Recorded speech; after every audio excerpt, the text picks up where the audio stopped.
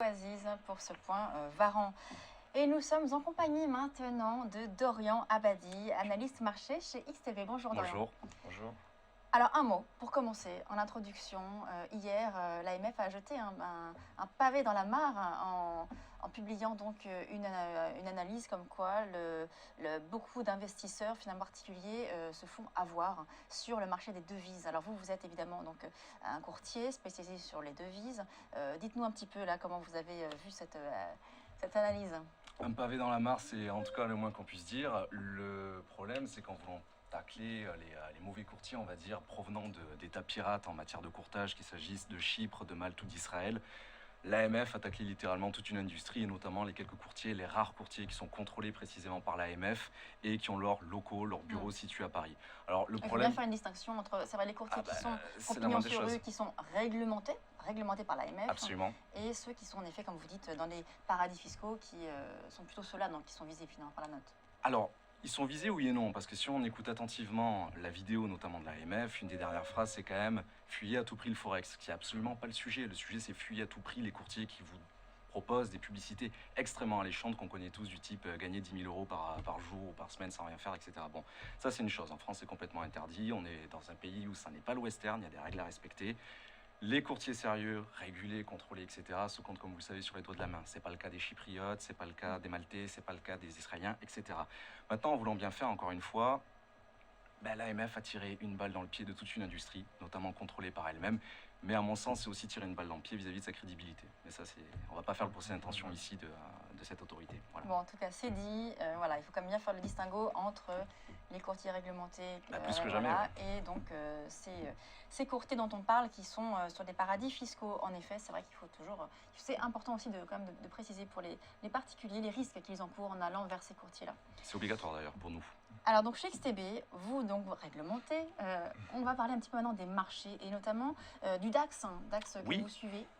Alors, on le suit d'autant plus attentivement que c'est l'indice, l'actif principal que je traite en séance de live trading quotidiennement pour nos clients depuis 1 an et demi. Alors, si on peut voir justement l'écran. Voilà, alors typiquement, c'est l'interface que j'utilise, l'interface d'XTB, donc Xstation, notre plateforme propriétaire de trading. On retrouve simplement, rapidement, le graphique, visuellement, qui est celui que j'utilise en séance de live trading, qui est le plus courant. Alors, ce que je fais habituellement, ce sont des toutes petites opérations qu'on appelle le scalping, notamment sur le DAX 30, en précisant une trame de fond. Expliquez-nous ce que c'est les petites flèches jaunes et rouges. Alors, il y a plusieurs indicateurs techniques. Alors là, bon, forcément, je vais faire un peu vite, mais c'est vrai qu'on voit ça beaucoup plus en détail pendant les séances de live trading. Les petites flèches rouges et jaunes sont simplement les fractales de Bill Williams.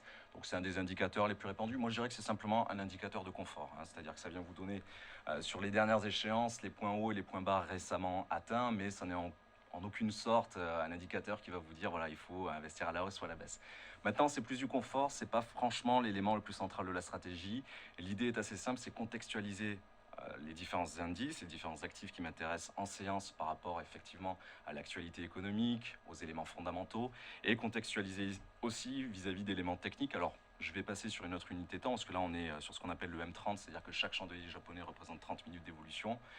Si je clique, hop, juste sur la partie gauche, voilà, là on est en D1, c'est-à-dire que chaque chandelier représente une journée d'évolution, ça c'est mon contexte. Donc là on va utiliser des éléments encore un peu plus pointus, type retracement de Fibonacci, etc. Alors ça nous a permis, depuis 1 an et demi, de précisément analyser, de précisément voir les points de blocage de ce qu'on appelle les zones d'accumulation du prix, les supports, les résistances.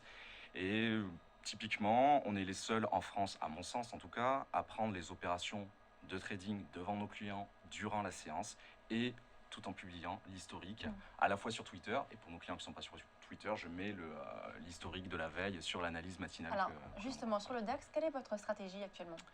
Moi, je fais surtout du scalping, c'est-à-dire que mes opérations à moyen terme sont plutôt Forex. Voilà. Maintenant, sur les indices boursiers, clairement, je viens m'inscrire dans une logique de scalping, je viens chercher des 5, 10... Et pour la journée, alors justement, aujourd'hui, quel est votre... Vous allez faire quoi comme... Je me base sur mes retracements de Fibonacci. Typiquement, là, on a vu que alors, les bleus clairs, très rapidement, sont ceux à court terme. Les bleus foncés, bleu marine, on va dire, sont ceux à moyen terme. On voit qu'on a cassé ces 3 dernières séances de supports clés.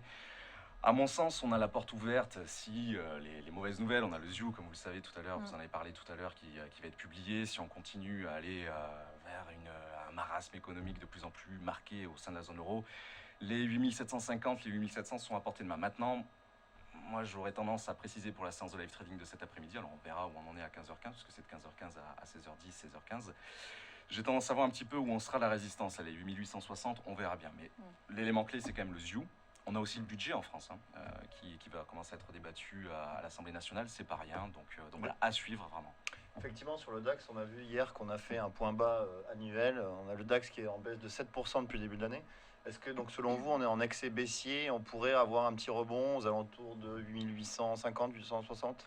C'est pas exclu, d'autant que ça correspond précisément les 8850, 60 à ce retracement de Fibonacci là. Il faut bien imaginer que les grands opérateurs boursiers, les grands desks de trading, tôt ou tard vont quand même prendre leurs bénéfices, ce qu'on appelle les prises de bénéfices. Une hausse ou une baisse, c'est jamais une diagonale. C'est donc à un moment, effectivement, on va être dans l'excès. Pour autant, moi, je suis pas adepte des oscillateurs bornés. Enfin, les analystes comprendront, mais l'idée, c'est que détecter précisément le moment de survente ou de surachat, c'est très délicat.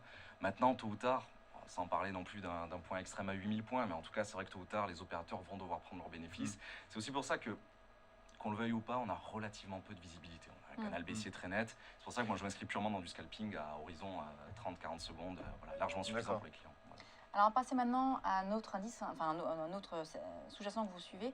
Ce sont donc vous disiez que vous aviez une stratégie plutôt swing sur le forex. On va parler de l'euro-dollar. Oui, absolument. Alors l'euro-dollar, bon, c'est tout autre chose, même si c'est évidemment lié donc à l'évolution de l'Allemagne d'un point de vue économique. Alors c'est vrai qu'au niveau de nos analyses matinales, on met justement 5 recommandations, on va dire, sur le forex. Pas que de l'euro-dollar d'ailleurs, il y a un petit peu d'indices, mais c'est essentiellement du forex. Alors globalement, on va retrouver un petit peu le détail dans l'historique. Alors là, je vais juste charger, hop, euro-USD. Donc là, c'est typiquement donc la partie, on va dire, visuelle qui me sert pour les analyses matinales. Avec ce fameux sell stop qui est placé justement à 1,2685, qui est recommandé auprès de nos clients depuis vendredi. On attend tout simplement que ça soit touché. On n'en est pas très loin. Pour moi, ce sera un niveau de déblocage. Dorian, expliquez à nos auditeurs ce que c'est un sell stop. Sell stop, c'est un niveau de vente qui est inférieur à la cotation actuelle. D'accord. Voilà. Alors, on a la possibilité de placer un ordre d'achat en dessous du niveau actuel, au-dessus du niveau actuel et à l'inverse. Donc au-dessous des 1,2685, un ordre de vente serait passé, c'est ça? Oui, alors là je renvoie naturellement sur l'analyse matinale pour voir un petit peu les niveaux de take profit de stop loss. On ne se contente pas juste de dire voilà, achat et vente à tel niveau, on précise quand même, c'est la moindre des choses. Le take profit stop loss, toutes les opérations conseillées en analyse sont prises justement pendant la séance de live trading, histoire de ne pas lâcher des signaux dans la nature et de dire bon bah maintenant vous avez nos signaux, vous en faites ce que vous voulez, on fait un vrai suivi à ce niveau-là. À chaque séance, devant les clients par transparence, je mets sur Twitter mon historique du jour et le lendemain, la petite capture d'écran sur l'analyse matinale. Voilà. Donc aujourd'hui, vos signaux donc sur l'euro-dollar, par exemple, donc short, baissier. Vous êtes baissier sur l'euro-dollar. On attend ce niveau dont vous avez parlé, donc de 1,2685. D'ailleurs, je vois qu'on s'en rapproche. Et ensuite, hop, après on peut entamer donc ce mouvement de ouais, complètement. vente. Il ne serait pas exclu d'ailleurs qu'on le touche d'une seconde à l'autre, mais l'idée est là, ouais, effectivement. On n'est pas loin. L'idée est là. Et l'objectif alors si l'ordre est déclenché? Alors, l'objectif, c'est du 1,2515 exactement. Voilà, je regardais l'écran, effectivement. Tous les objectifs, que ce soit les take profit ou les stop loss, sont de toute manière précisés à la fois durant les séances quotidiennes de live trading, mais aussi, bien évidemment, durant l'analyse matinale, via la petite capture d'écran, le tableau qui vient synthétiser un peu ces opérations recommandées. Alors, à plus moyen terme, est-ce que vous tablez également sur un... là, on est donc vous êtes sur un mouvement baissier de l'euro-dollar. Est-ce que vous tablez quand même sur un rebond? Et certains parlent d'aller retourner vers les 1,28. Peut-être à très court terme, mais pour moi, ça ne remet absolument pas en cause la trame de fond. On voit qu'il y a un gouffre, pour pas dire plus, un écart monstrueux qui se creuse des deux bords de l'Atlantique entre un pays, les États-Unis, la locomotive un petit peu mondiale d'un point de vue économique qui se redresse à toute allure, quel qu'en soit le coût au niveau de la planche à billets, du quantitative easing, peu importe, du point de vue de la Fed. Et de l'autre côté de l'Atlantique, la zone euro qui reste dans le marasme, qui a deux doigts de la déflation. On voit que l'Allemagne a très fortement ralenti. Cet écart des deux côtés, à mesure qu'il s'accentue, ne peut que creuser la baisse d'euro-USD. C'est-à-dire que les opérateurs vont avoir tendance à acheter du dollar et à vendre de l'euro. C'est le cocktail explosif, les deux réunis forcément sur la parité reine sur euro-USD. Ça va vous amener sur un euro-USD très faible. À combien? Ah bah ça, on n'est pas Madame Irma, mais... Non, mais certains tablent sur les 1,20 par exemple. Les 1,20 sont pas exclus. Moi, je vois d'abord un 22. Alors, c'est vrai que ça ne remet absolument pas en cause le fait de revenir sur un 28. Pour moi, ça n'a rien à voir avec revenir sur un 30 qui est beaucoup plus psychologique. Maintenant, c'est tout à fait probable que cet écart monstrueux entre les États-Unis et la zone euro perdure. On sait très bien que les États-Unis vont relever leur taux directeur début 2015. On en est extrêmement loin. On l'a encore vu il n'y a pas si longtemps en passant presque en territoire j'allais dire nul à 0,05. Donc ça en dit long. C'est vrai que la tendance de fond est vraiment baissière sur cette paire de devises. Ouais. Et d'ailleurs, plusieurs intervenants nous ont parlé de ce niveau des 1,22 qu'on Ouais. pourrait voir prochainement. Qui est psychologique. Effectivement. Oui. Ce qui est très bon évidemment pour les entreprises européennes, notamment françaises à l'export. Mais bon, in fine, si l'Allemagne continue de ralentir, on a beau avoir un euro USD même à 1,20, ça n'a pas changé grand-chose. Merci beaucoup Dorian Abadi, Merci à analyste vous. marché chez XTB. Merci. On va Merci. marquer une courte pause et on se retrouve tout de suite après pour le programme de Direct Investisseur.